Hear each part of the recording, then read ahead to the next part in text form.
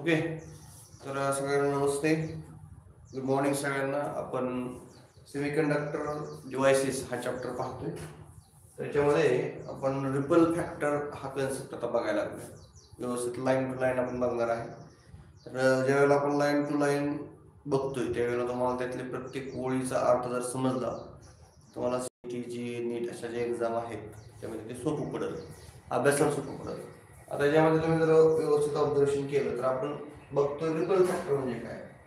आता ripple factor असतो काय, तर रिपल फॅक्टर कसं तयार होतो. ज्या वेळेला तुम्ही ब्लॉक डायग्राम बघितली त्याच्यामध्ये रेक्टिफायर डायोड असतो, त्याच्या पुढं आउटपुटला जे काही एसी कंपोनंट जातात चुकून डीसी बरोबर, आणि ते एसी कंपोनंटला आपण काय म्हणत असतो, रिपल फॅक्टर आहे. त्याचा रेशो वगैरे काय, तर रिपल फॅक्टर काय नीट समजून घ्या. तुम्ही तुमचं पुस्तक फिजिक्सचं इयत्ता 12वीचं काढून जवळ ठेवा.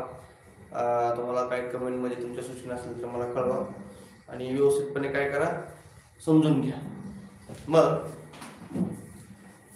the output of the rectifier consists of a small fraction of AC component along with DC called as a ripple.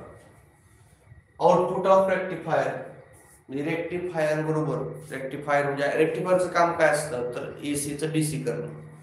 रेक्टिफायरचं काम, रेक्टिफायर सर्किटचं काम काय, जो अल्टरनेटिंग करंट आहे त्याला डायरेक्ट करंट करणं हे रेक्टिफायरचं काम असतं. पण तरी पण काय होतं, चुकून काही एसी कंपोनंट हे रेक्टिफायरच्या आउटपुटला पोहोचतात चुकून. The component rectifier consist of the small fraction of AC component. म्हणजे ज्या वेळेला आउटपुट येतं रेक्टिफायरचं, आउटपुट रेक्टिफायरचं, जसं चाळणीमधनं आपण चहा शोधतो आणि चहा शोधल्यानंतर त्याच्यामध्ये सुद्धा काय काय लहान लहान कण, चहाच्या कपबशी सुद्धा लहान लहान कण येतात. तसे एसी कंपोनंट जे आहेत ते डीसी कंपोनंट रेक्टिफायर सर्किटमधून थोडेसे काही कंपोनंट आहेत त्या आउटपुटला, त्याला आपण रिपल म्हणतो. तर fraction of AC component along with DC is called as ripple. त्याला म्हणतात ripple. The ripple is undesirable and it is responsible for the fluctuation in the rectifier output. आता तुम्हाला फ्लक्च्युएट होणे माहिती आहे. फ्लक्च्युएशन म्हणजे डिंपल डिंपल डिंपल, किंवा लाईट जर तुम्ही बघितली जवळ तर तुम्हाला अशा सारखे डिंपल डिंपल डिंपल झालेले असते. म्हणजे असे त्यामध्ये डिंपल डिंपल कमी जास्त किंवा अशी थोडीशी हलणार दिसते, लुकणार दिसते लाईट. तर ते कशामुळे तसं होतं, लाईटकडे बल्बकडे जर बघितलं तर लुकते लाईट म्हणजे काय, त्यामध्ये फ्लक्च्युएशन येतं. तर त्या कशामुळे फ्लक्च्युएशन येत असतं, तर एसी कंपोनंटमुळे ते फ्लक्च्युएशन येतं. कॉन्स्टंट नसेल तर असं लागून राहतं, बंद चालू होणं म्हणजे काय होणं, एसी कंपोनंट त्याच्यामध्ये पोहोचणं. Show the ripple in the output of the rectifier. 16.6 diagram A मध्ये तुम्हाला या ठिकाणी दाखवलेलं आहे. काय होतं नेमकं, म्हणजे shows the ripple in the output of rectifier. जो रिपल आहे ते काय झालं आपल्याला, हे व्होल्टेज. ओके, तुम्हाला या ठिकाणी रिपल फॅक्टर कसा येतो हे दाखवले, रिपल फॅक्टर हे दाखवलं तुम्हाला. तरी काय, व्हीडीसी व्होल्टेज. तुम्हाला हे थोडासा या ठिकाणी असा रिपल फॅक्टर आलेला दिसतो, एसी कंपोनंट आलेले दिसत आहेत व्होल्टेज मध्ये. तुम्हाला डायग्राम जर झूम करून दाखवले, ripple in the output of DC.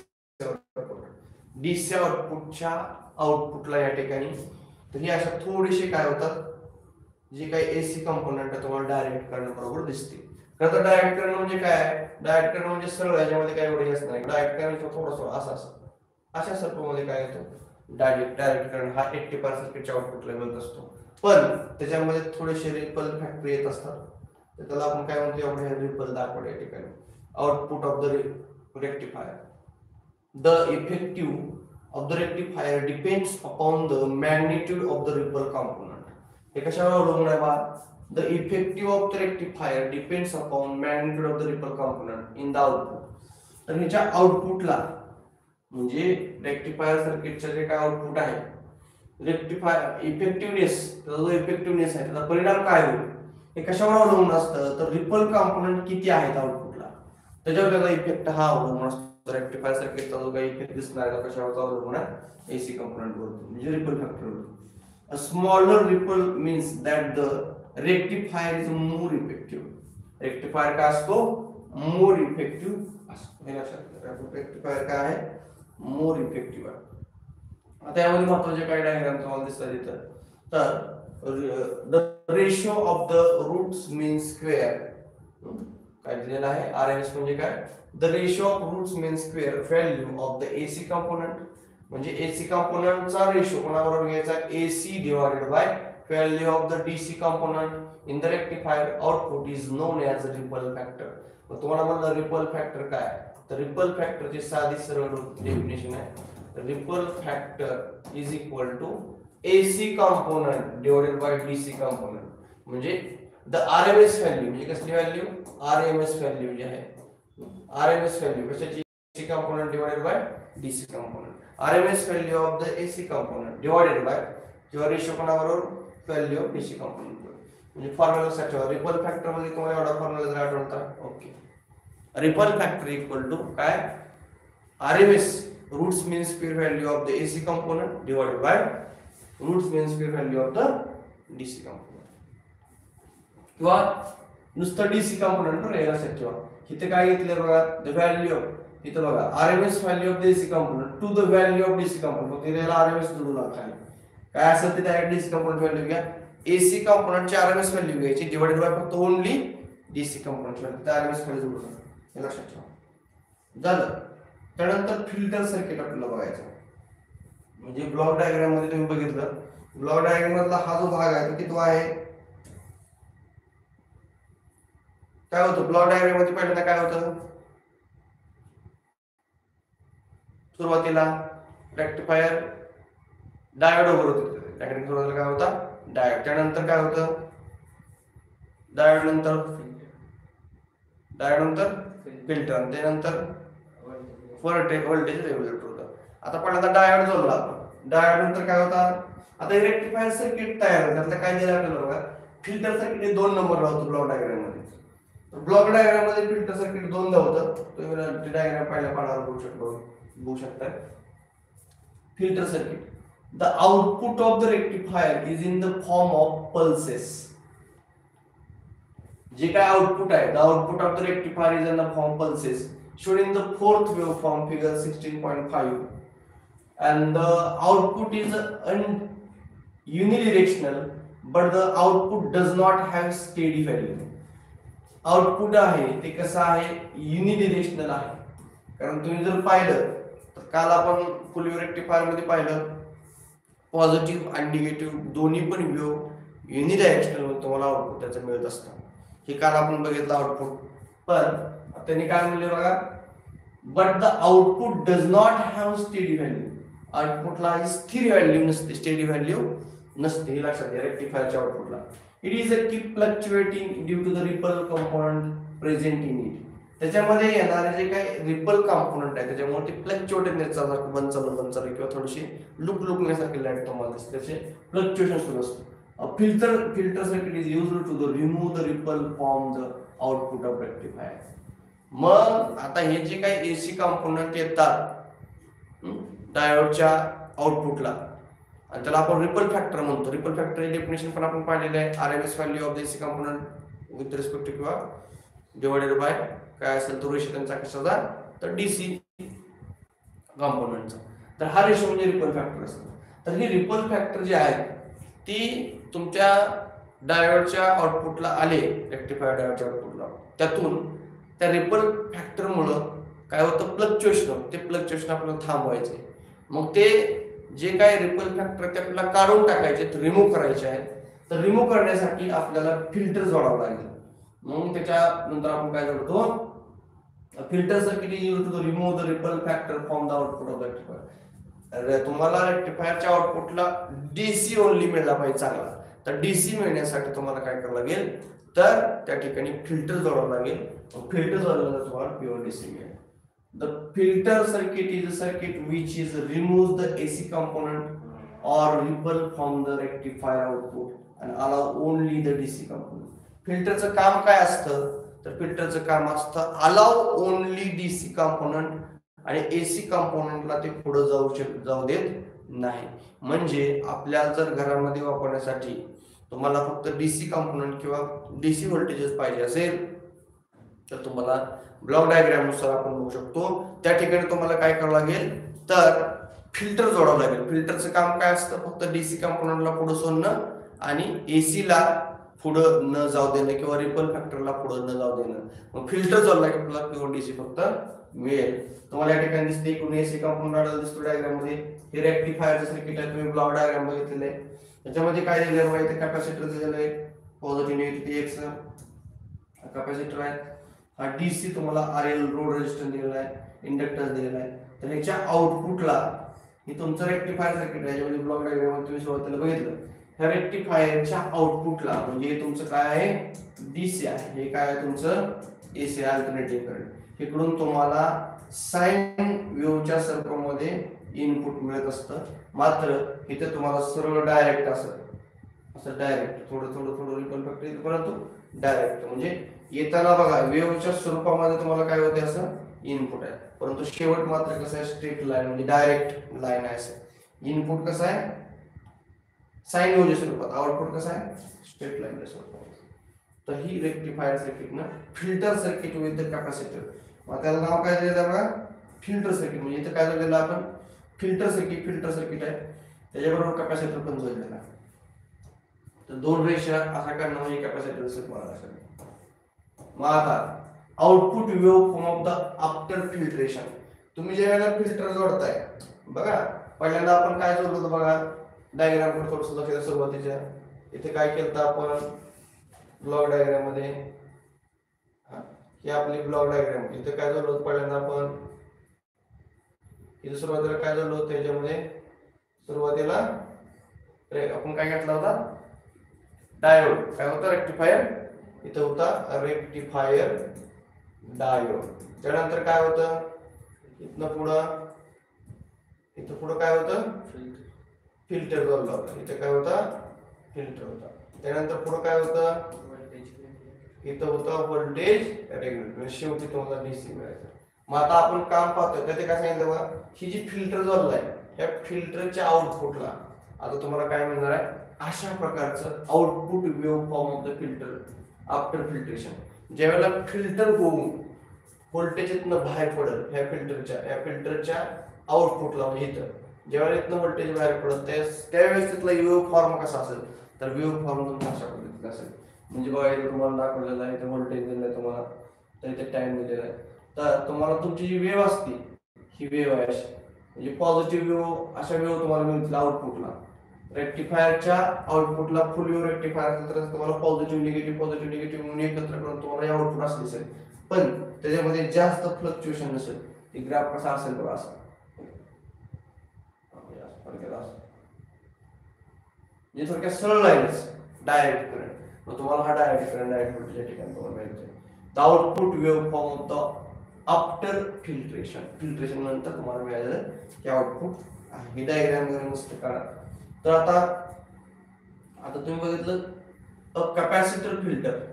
काय बघितलं, कॅपॅसिटर फिल्टर काय असतो, कॅपॅसिटर जे आहे ते काय करतात, त्यामध्ये कॅपॅसिटी आहे. काय कॅपॅसिटी आहे तर व्होल्टेज वगैरे सासून ठेवण्याची कॅपॅसिटी जास्त आहे.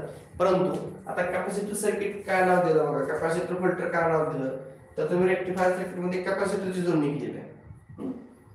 कॅपॅसिटरची जोडणी केली, काय सांगितले पहा व्यवस्थितपणे, नीट लक्ष द्या बघा. काय आणलं तर लगेच म्हणून विचारा किंवा डायरेक्ट विचारू शकता. तरी तो जोडलेला आहे capacitor filter.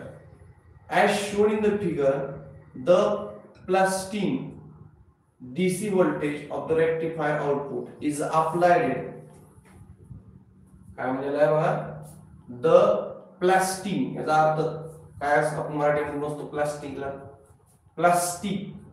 Plastering DC voltage of the rectifier output is applied across the capacitor.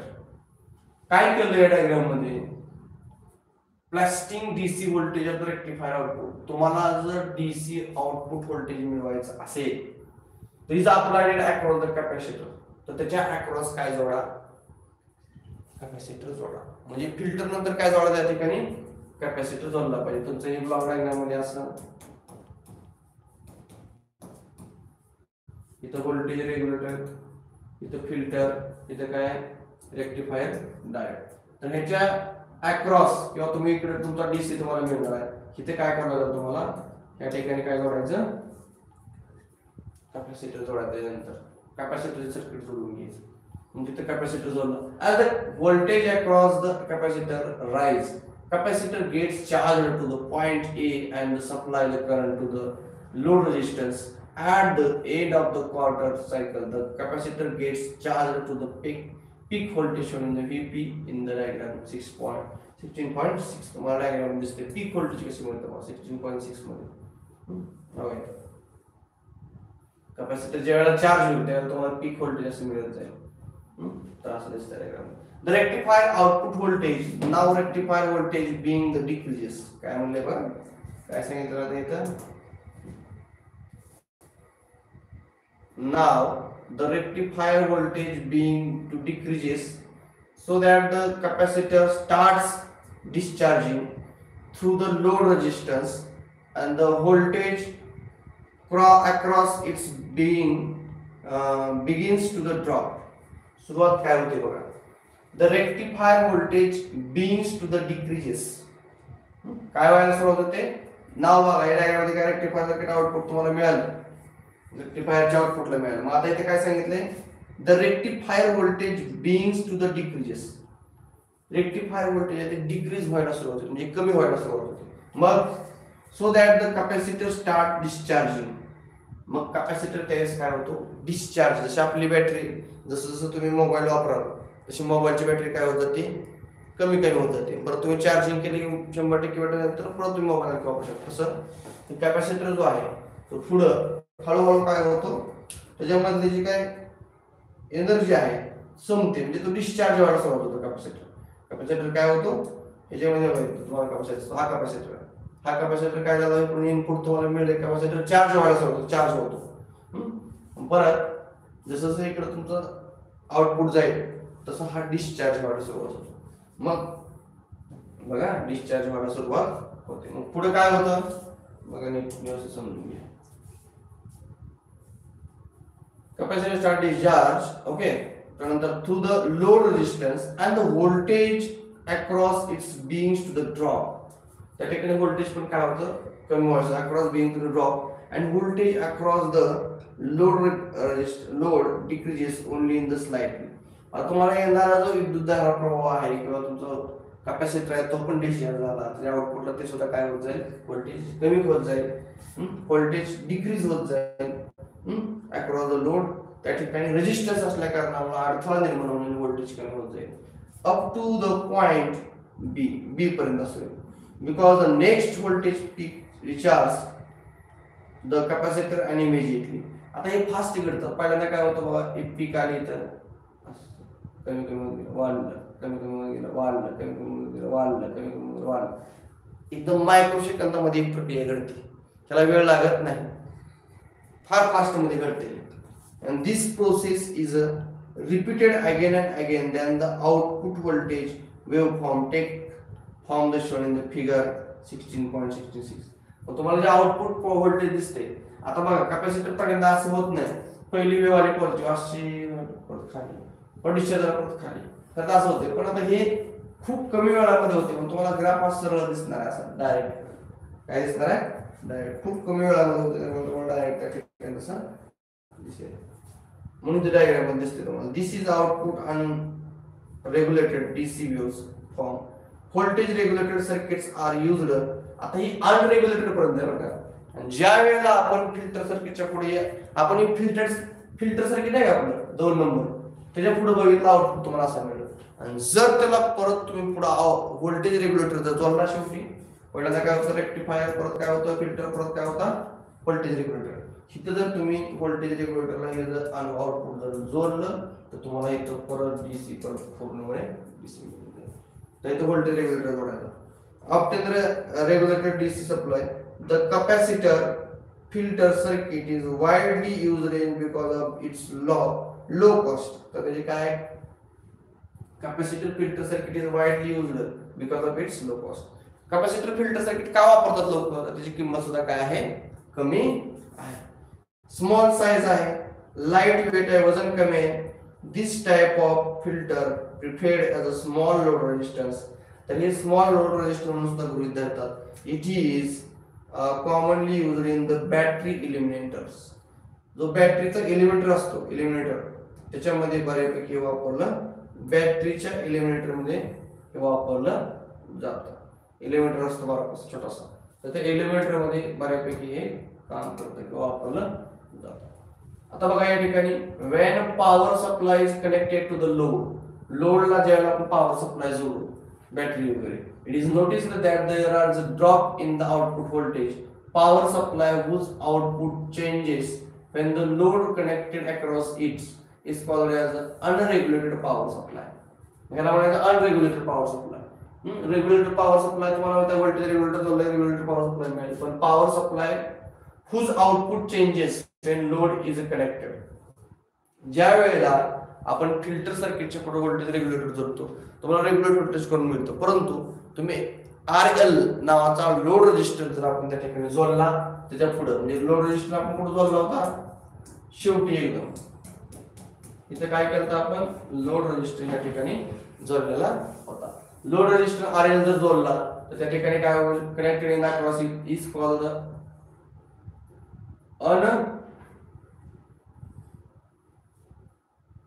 अनरिव्हॉल्युटेड power supply.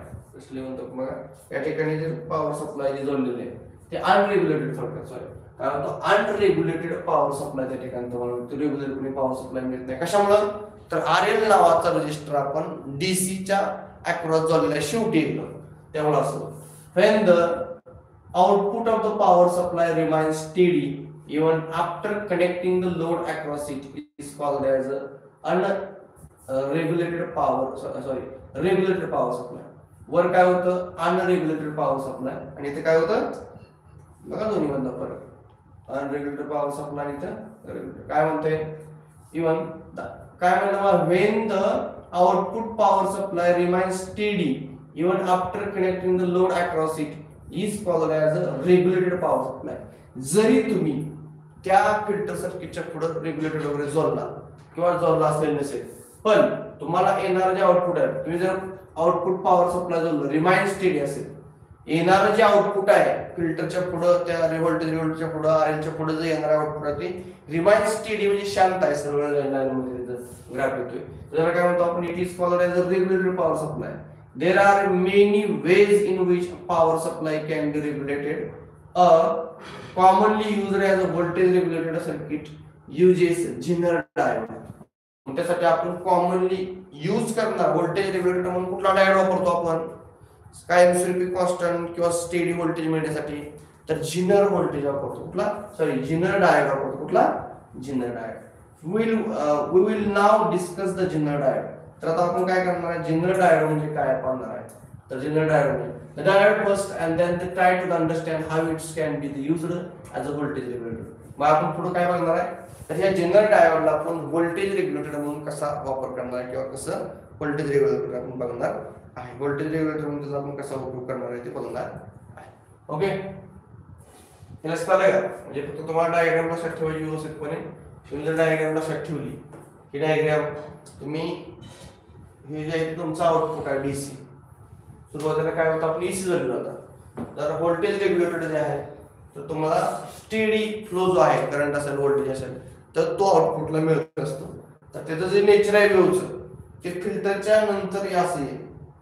Okay कमी जास्त नॉर्मल आहे, पण त्याला तुम्ही व्होल्टेज रेग्युलेटर परत जोडला तर तुम्हाला आणि किती परत काय मिळेल प्युअर DC मध्ये मिळेल. And special purpose of junction diode. यानंतर आपण काय बघणार आहे स्पेशल पर्पज बघणार आहे. याच्यामध्ये काय टाईप आहे ते आपण बघूया. तर या ठिकाणी तुम्हाला लेक्चर पाहत असताना काय अडचणीत असतील, व्यवस्थित दिसत नसेल, फोकस नीट पडत नसेल किंवा स्पीडवरच काही नीट दिसत नसेल तर मला ते कमेंटमध्ये कळवा. त्याच्यामध्ये आम्ही थोड्या दिवसामध्ये सगळे बदल करणार आहे. तुम्ही फक्त मला कमेंटमध्ये सांगत चला. तर आता आपण आजच्या लेक्चरमध्ये नॉर्मल लेक्चर आपल्या ठिकाणी घेतलेलं आहे. आणखी बदल करून डेव्हलपमेंट करून थोडीशी इम्प्रूव्हमेंट करून आणखी अपडेटेड लेक्चर असेच टाकणार आहे आम्ही. तोपर्यंत आपल्या USA पंढरपूर ह्या चॅनलला तुम्ही सबस्क्राईब करून ठेवा. ही लिंक अनेक विद्यार्थ्यांना पाठवा जेणेकरून सगळ्यांना फायदा होईल. आपण दररोज संध्याकाळी 9 ते 12 संध्याकाळी या वेळेमध्ये आपल्याला आणखी लाईव्ह येऊन NDA असेल नावाचे नावाची अशी काही वेगवेगळी आयुष्य बदलणारी पुस्तकं आहेत अवांतराचं, त्याला थोडासा वेळ देणार आहे आपण. बाकीचे पण काही क्लासेस आहेत त्याला पण देणार आहे. ते पण USC पंढरपूर चॅनलला तुम्ही सबस्क्राईब करा. तुमच्या रिलेटिव्हमध्ये 1ली ते 12वी कोणी शिकत त्यांना पण सांगा, जेणेकरून त्यांना पण इंग्लिश ग्रामर असेल, गणित बुद्धिमत्ता असेल, बेसिक असेल, या सगळ्या गोष्टीसाठी फायदा होईल. तर या ठिकाणी आज आपण थांबूया. राहिलेला भाग जो आहे तो उद्याच्या लेक्चरमध्ये किंवा संध्याकाळी आपण बघूया. तर या ठिकाणी थांबू. धन्यवाद.